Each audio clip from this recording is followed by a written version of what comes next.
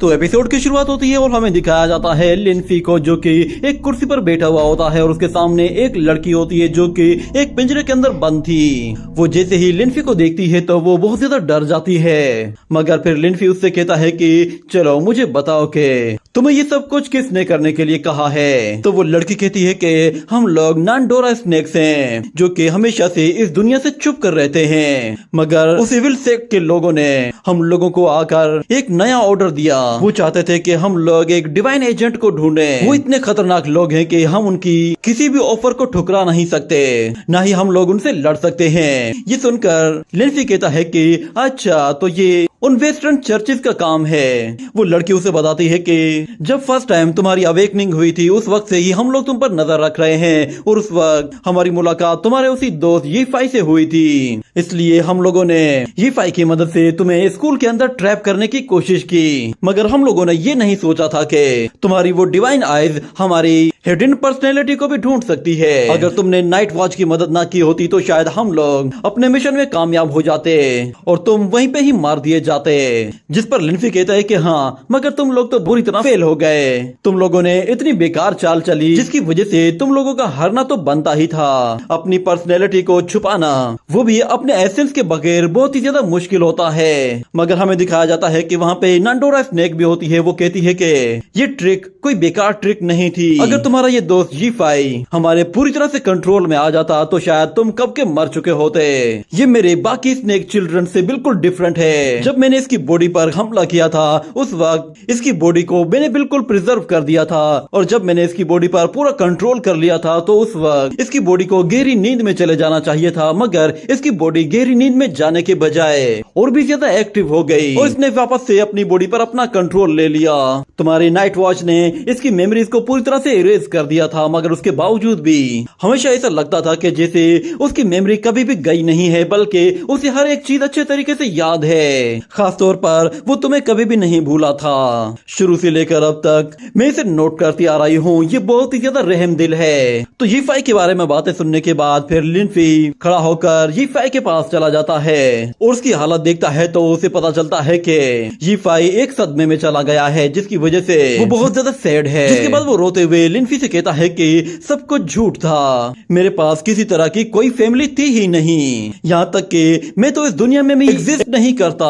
मगर लिनफी उससे कहता है कि हाँ, मैं ये जानता हूँ कि तुम्हारे साथ जो कुछ भी हुआ है वो सब कुछ फेक था, मगर तुम इस दुनिया में एग्जिस्ट करते हो, तुम्हारा एक वजूद है और तुमने मेरी मदद भी की है। मगर यीफाई उससे कहता है कि मैं बस तुम्हें चोट नहीं पहुंचाना चाहता था, इसीलिए मैंने तुम्हारी मदद की। तो लिनफी कहता है कि इसके लिए बहुत बहुत शुक्रिया, मगर मेरे पास तुम्हारे लिए एक बहुत ही अच्छी ऑफर है। तुम अपनी एक नई लाइफ चूज कर सकते हो, अगर तुम कहोगे तो मैं तुम्हें आजाद कर दूंगा। मगर यीफाई कहता है कि नहीं, मैं उस दुनिया में वापस नहीं जाना चाहता, वो सब कुछ फेक है। जिस पर लिनफी उससे कहता है कि क्या वाकई में तुम ऐसा चाहते हो? तो यीफाई कहता है कि फिलहाल तो मैं वहां नहीं जाना चाहता। ये सुनकर लिनफी उससे कहता है कि अच्छा ठीक है, तुम मेरे लिए इंतजार करो, मैं तुम्हारा कोई ना कोई सोल्यूशन जरूर निकाल लूंगा। ये कहने के बाद लिनफी जैसे ही वहां से जाने लगता है तो यीफाई उससे कहता है कि अगर मेरी जगह तुम होते तो फिर तुम क्या करते?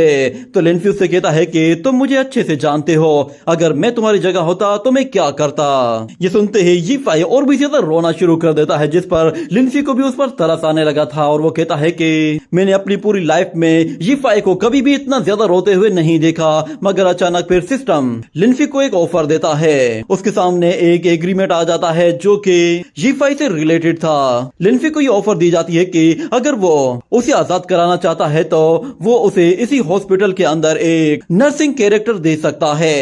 ये देखते ही लिनफी फौरन से उस एग्रीमेंट के ऊपर साइन कर देता है और वही पेन फिर उसकी तरफ थ्रो करता है। तो यीफाई उस पेन को पकड़ता है तो उसके अंदर एक अजीब सी एनर्जी आ जाती है और वो उस एग्रीमेंट के अंदर साइन करके अपनी नई पोजीशन हासिल कर लेता है, जो कि एक नर्सिंग पोजीशन है। इस पोजीशन को हासिल करते ही वो अजाइलम ऑफ गॉड के अंडरग्राउंड प्रिजन से आजाद हो जाता है और अगले सीन में हमें दिखाया जाता है कि वो लोग गॉडेस ऑफ नाइट के पास आते हैं। तो गॉडेस ऑफ नाइट वहाँ पे लिनफी को देखती है तो वो कहती है कि थाइनाटॉस तुम वापस आ गए, मैं तुम्हारा कितना टाइम से इंतजार इंतजार कर रही थी। मगर लिनफी उसे कहता है कि मैं यहाँ पे अकेला नहीं आया, मैं यहाँ पे किसी को आपसे मिलाने के लिए लाया हूँ। ये कहने के बाद वो जैसे ही वहाँ से हटता है तो गॉडेस ऑफ नाइट को वहाँ पर जी5 दिखाई देता है, जिसे देखकर वो थोड़ा सा अजीब तरह से रिएक्ट करती है। ऐसा लग रहा था कि जैसे उसे वहाँ पे जी5 का आना पसंद नहीं आया। गॉडेस ऑफ नाइट को इस तरह देखकर जी5 के भी पसीने छूटना शुरू हो जाते हैं और वो काफी ज्यादा डर रहा होता है। ये देखकर गॉडेस ऑफ नाइट उसे पहचान जाती है और वो कहती है कि ये तुम हो। ये कहते ही वो फौरन से भागते हुए जाकर उसे गले लगा लेती है और कहती है कि फाइनली मेरा ग्रैंड चिल्ड्रन मुझे मिल गया। ये सुनकर जी5 भी हैरान हो जाता है और वो लिनफी की तरफ देखता है और लिनफी उससे कहता है कि तुम्हारी यही जॉब है, तुम्हें मेरी मदद करनी है ताकि मैं इसे पूरी तरह से रिकवर कर सकूं। और फिर गॉडेस ऑफ नाइट उससे कहती है कि क्या हुआ मेरे बच्चे, क्या तुम्हें अपनी ग्रैंडमा याद नहीं है? ये कहने के बाद फिर जी5 भी उसे गले लगाकर फिर जोर जोर से कहने लगता है कि ग्रैंडमा मुझे आप याद हैं, मैंने आपको बहुत ज्यादा मिस किया है। ये देखकर वो ग्रैंडमा भी बहुत ज्यादा खुश होती है और फिर जी5 से कहती है कि तुम तो काफी ज्यादा बड़े हो गए हो। जिस पर जी5 कहता है कि हाँ, मेरे फादर ने मुझे खिला पिलाकर काफी बड़ा कर दिया है। गॉडेस ऑफ नाइट उससे कहती है कि बस अब मैंने तय कर लिया है कि अब मैं तुम्हें कहीं भी जाने नहीं दूंगी। ये देखकर फिर जी5 भी उससे वादा करता है कि वो उसे कभी भी छोड़कर नहीं जाएगा।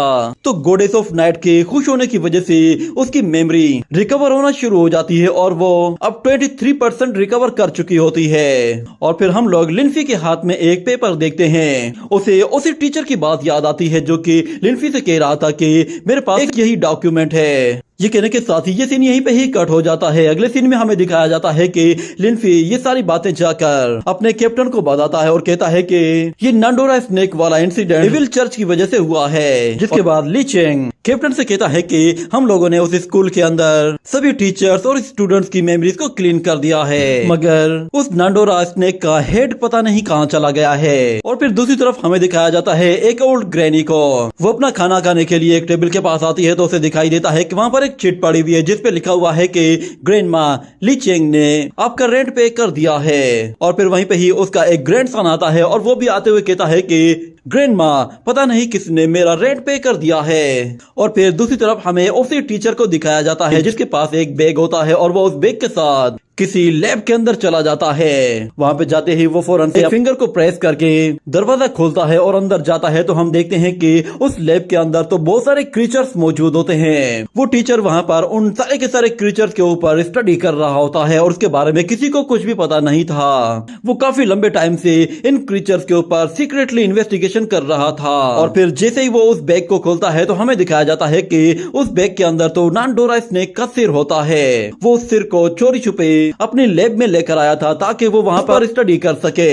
और हमें दिखाया जाता है कि वो उस सिर को एक जगह रखकर अपनी एक ब्लेड बाहर निकालता है और उस स्नेक को काटना शुरू कर देता है। जब वो उस स्नेक को पूरी तरह से काट कर टुकड़े टुकड़े कर देता है तो हमें दिखाया जाता है कि उस हेड के वो सारे के सारे टुकड़े दोबारा से हवा में ऊपर आने लगते हैं। ये देखकर वो लड़का बिल्कुल हैरान हो जाता है। उसे दिखाई देता है कि उन मीट पीसेस के बीच में एक ब्लू एनर्जी कोर भी है, जिसे देखते ही वो काफी हैरान होता है और कहता है कि ये तो काफी इंटरेस्टिंग है। वो फौरन से उस ब्लू कोर को जैसे ही बाहर निकालता है तो वो सारे के सारे मीट पीस नीचे गिर जाते हैं। और फिर वो चूहों पर एक्सपेरिमेंट करने के लिए एक चूहे को पकड़ लेता है। और अगले सीन में हमें दिखाया जाता है कि लिनफी अपने कैप्टन के साथ प्रैक्टिस करने के लिए आता है। और फिर उसका कैप्टन कहता है कि क्या हुआ, लगता है कि तुम अभी से ही थक गए हो।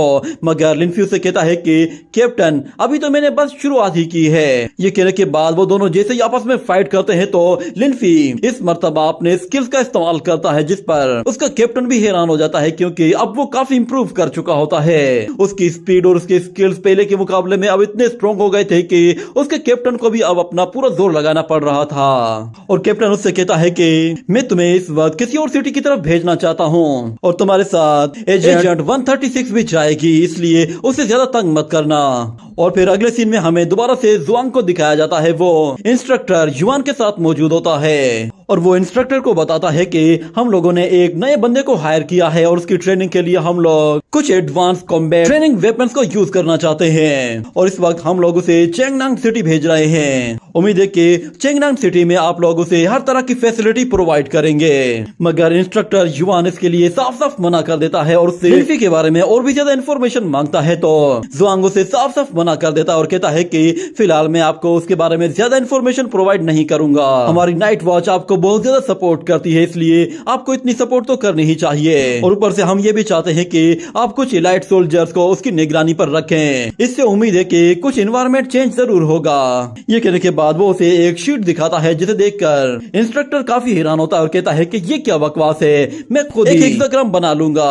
मगर ज़ोंग उससे कहता है कि मेरी बात मान लीजिए, वो लड़के बहुत ही खतरनाक हैं, उनसे डील करना इतना ज्यादा आसान नहीं है। और फिर अगले सीन में हम लोग देखते हैं कि कुछ ओल्ड मैन एक जगह बैठकर एक गेम खेल रहे होते हैं, मगर उन लोगों ने कपड़े क्यों नहीं पहने हुए थे इसके बारे में कुछ भी मालूम नहीं। मगर अजीब बात यह होती है कि बूढ़े लोगों के बीच में एक यंग लड़का होता है और वो भी उस गेम का एक हिस्सा था। सब लोग अपने अपने पीस की तरफ देखने लगते हैं और वो लड़का जैसे ही अपनी चाल चलता है तो वो सब लोगों को शो करता है कि उसने एक ही बार में सबको हरा दिया है। ये देखकर वो सारे ओल्ड मैन हैरान हो जाते हैं और कहते हैं कि हर बार तुम ही हमसे क्यों जीत जाते हो, तुम्हारे पास हमेशा से हाईएस्ट पॉइंट क्यों आते हैं। मुझे तो लगता है कि शायद तुम हमारे साथ कोई चीटिंग कर रहे हो। जिस पर दूसरा ओल्ड मैन भी कहता है कि हाँ, ये लड़का कोई ट्रिक यूज कर रहा है, वरना ये हमसे नहीं जीत सकता।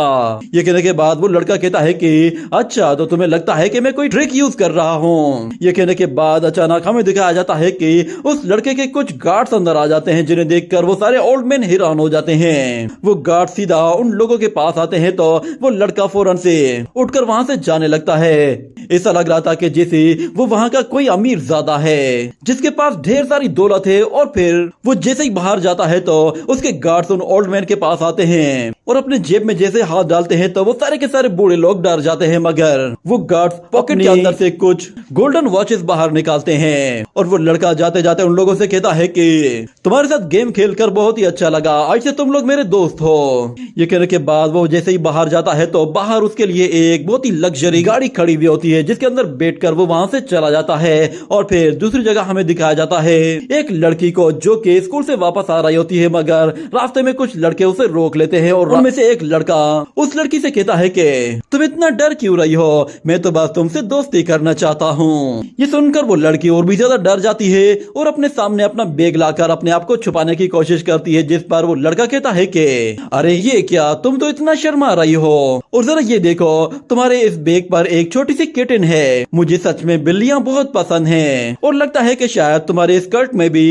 एक छोटी सी कैट बनी हुई है, मगर लगता है कि शायद तुमने उस छोटी सी कैट को छुपाया हुआ है, मुझे देखने दो। ये कहकर वो उस लड़की को छेड़ने की कोशिश करता है तो अचानक एक कैन की बोतल उसके मुंह पे आके लगती है, जिसकी वजह से बड़ी धड़म करके नीचे गिरता है। और हमें दिखाया जाता है उसी अमीरजादे लड़के को जो कि अपने गार्ड्स के साथ वहां पर आता है और आते साथ ही अपने गार्ड्स को कहता है कि जरा इन लड़कों को बिल्लियां तो दिखाओ कि बिल्लियां कैसी होती हैं, शायद इन लोगों ने कभी कोई बिल्ली नहीं देखी। ये कहने के बाद वो लोग उन्हें पकड़कर पीटना शुरू कर देते हैं और दूसरी तरफ वो लड़का फिर उस बैग को उठाकर उस लड़की को देता है और कहता है कि ये तुम्हारा बैग है। वो लड़की उस बैग को देखकर लड़के को थैंक यू कहती है, जिसके बाद हमें दिखाया जाता है कि वो उन बदमाश लड़कों को मार मार कर एक जगह लटका देते हैं और वो लड़की भी खुश होकर वहां से चली जाती है। मगर दूसरी तरफ वो लड़का कहता है कि लगता है कि शायद किसी को मेरी बात समझ में नहीं आई, मैंने हमेशा यही बात कही है कि जब तक मैं मैदान में मौजूद हूँ कोई भी मेरे सामने ना आकर खड़ा हो। इतना कहने के बाद हमें उसके सामने एक और गैंग को दिखाया जाता है। वो गैंग भी सूट बूट पहनकर उनके सामने खड़ा हुआ था, ऐसा लग रहा था कि जैसे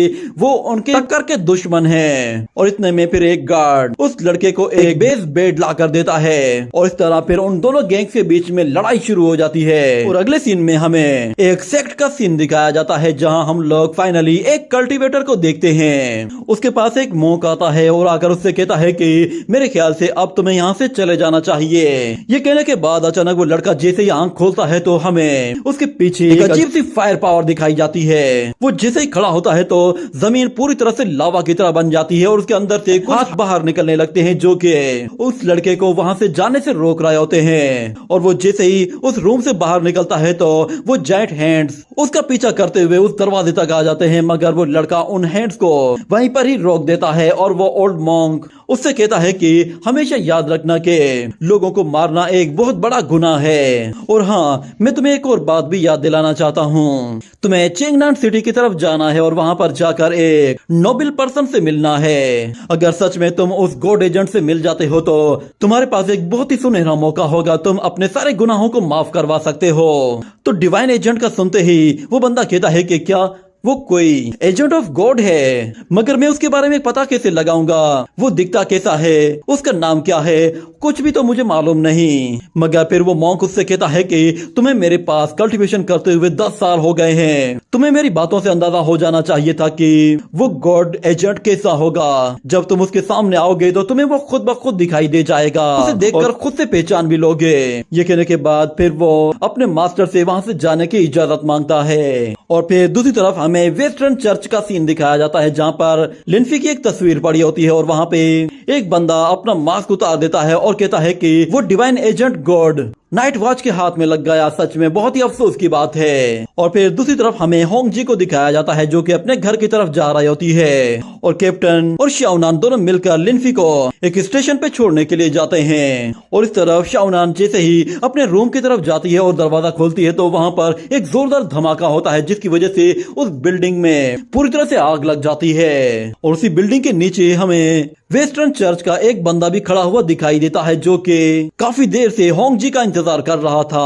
और फिर हम लोग दोबारा से वेस्टर्न चर्च के उसी इविल मास्टर को देखते हैं। वो कहता है कि अगर वो लड़का उनके पास चला गया तो क्या हुआ, हमारे पास भी अभी बहुत सारे लोग मौजूद हैं जो कि उसे वापस ला सकते हैं। इतना कहने के बाद हमें एक और लड़के को दिखाया जाता है जो कि एक एयरपोर्ट पर एक लड़की को रिसीव करने के लिए आता है। और उस लड़की को जैसे ही देखता है तो वो अपनी आशिकी झाड़ना शुरू कर देता है और कहता है कि ओह माय लिसा, मैंने तुम्हें कितना मिस किया। और दूसरी तरफ वो लड़की भी उसे देखते हुए कहती है कि ओ माय लियांग, मैंने तुम्हें बहुत मिस किया है। ये कहने के बाद वो दोनों ही एक दूसरे के पास आते हैं और आते साथ ही एक दूसरे को किस करते हैं। और वहीं पे ही हमें वेस्टर्न चर्च का एक और सर्वेंट दिखाई देता है जो कि काफी ज्यादा स्ट्रॉन्ग था और वो अब लिन्फी को वापस लाने के मिशन में लग जाता है। और इसी के साथ हमें फिर एक और सोल्जर को भी दिखाया जाता है जो कि गाड़ी चला रहा होता है, मगर उसके पीछे 3 और लोग पड़े हुए होते हैं। ये सारे के सारे लोग वेस्टर्न चर्च के लिए काम करते हैं और वेस्टर्न चर्च अब इन सब लोगों को वापस लाने के मिशन पर लगाने वाला है। जिसके बाद अगले सीन में हम लोग दोबारा से उसी बिल्डिंग को देखते हैं जिसके अंदर धमाका हुआ था। होंग जी अभी भी जिंदा होती है और वो उस धमाके से बस थोड़ी सी ही इंजर्ड हुई थी। और कैप्टन की जैसे उसे आवाज सुनाई देती है तो कैप्टन उसे कहता है कि फौरन से वहां से निकलकर दूर चली जाओ, मगर वो कैप्टन से कहती है कि मैं बिल्कुल ठीक हूँ, मुझे कुछ नहीं हुआ। ये कहने के बाद वो खड़ी हो जाती है और जैसे नीचे झांक कर देखती है तो उसे वहां पर वेस्टर्न चर्च का एक मास्कमैन दिखाई देता है। उसे देखते ही वो गुस्से में एकदम पागल सी हो जाती है और अपना स्पीयर निकालते ही बहुत ही फास्ट स्पीड के साथ उस पर हमला करने के लिए आती है, मगर वो बंदा अपनी जगह से हटता नहीं, जिसकी वजह से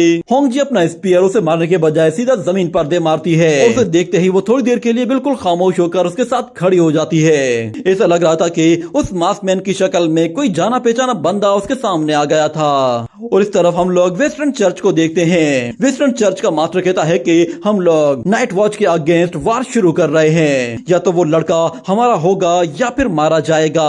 ये कहने के साथ ही ये सीन यहीं पे ही कट हो जाता है। अगले सीन में हम लोग दोबारा से लिन्फी को देखते हैं। वो अपनी गाड़ी से बाहर झांक कर देखता है और कहता है कि ये जिनान सिटी है और इस वक्त मैं जिनान से चेंगनान सिटी जा रहा हूँ। और इसी के साथ ही ये एपिसोड यहीं पे ही एंड हो जाता है।